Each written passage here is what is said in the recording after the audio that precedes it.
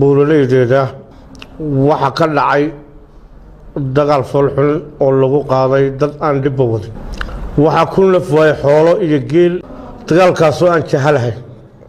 oo ay soo qaaday sistamka maanta ka jira Somaliland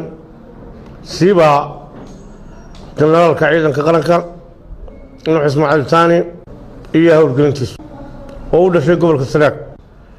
dagaalkii aan 6 bilood ka maareynayay gobolka Sanaag waa fududaysay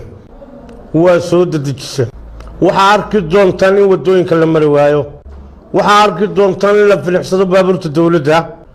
waxa arki doontaan iyadoo kuwa xilka ka haya la filixsado la bidhaansado ayaa arqad maadaama ay weerar ku soo qaadeen rag hawshooda wato dhulkana ninkii lahaa u halaya dhulkana ninkii lahaa u halaya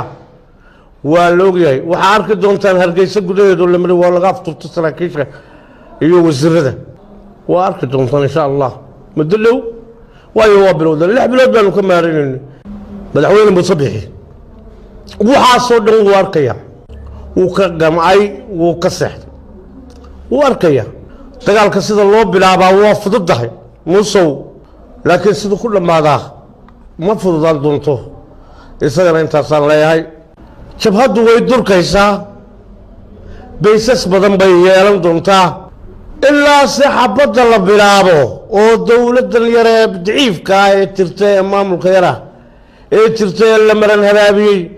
ilaa ay bilowdo ma bilaabi doono bulshadaydan u tiro doona laakiin maanta way bilowday